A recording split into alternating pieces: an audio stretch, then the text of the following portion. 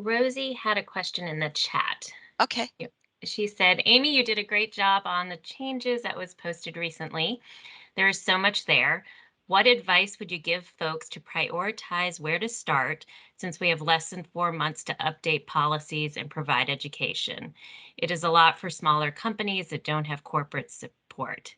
Heck, there's a lot for those that do.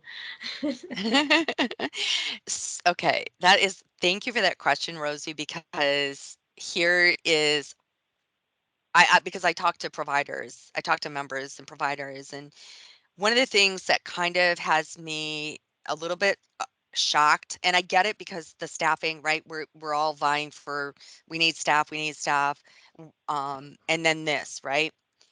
But here's the thing. I am a little bit concerned that people are not taking a trauma-informed culture to the to where it needs to be. And because and I give this example, and if you've heard this example, I apologize, but this is a great example of just like regular everyday life. If you know me, I moved from Chicago to the woods, and we lived deep in the woods with animals. There was a wolf in my backyard. My girlfriend was screaming like she was going crazy. And I was like, "Oh my God, isn't he beautiful?" My reaction to seeing that in the woods was I was in shock and awe of the beauty. She was in shock and awe because of an event that happened to her.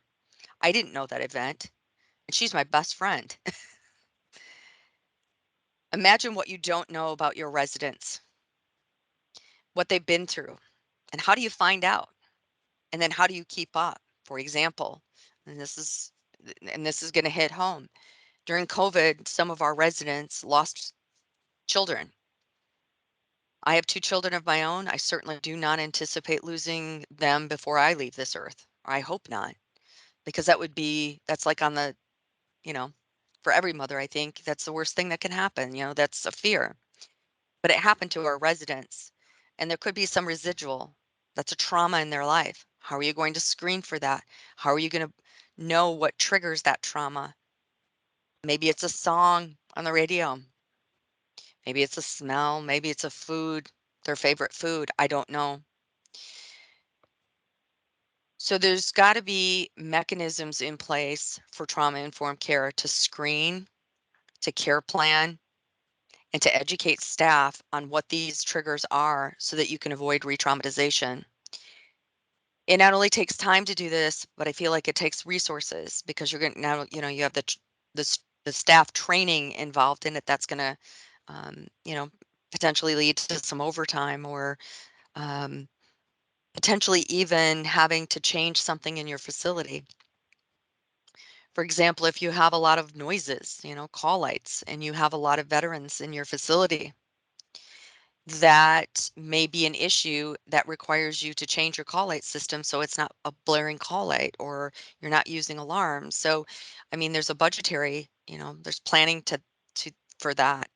So I think trauma-informed care may be an area that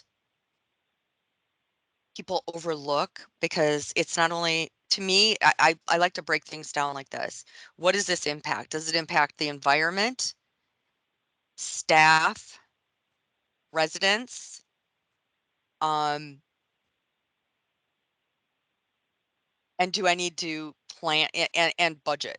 Kind of. Those are kind of my 4 go-tos. TIC hits all 4 of those things.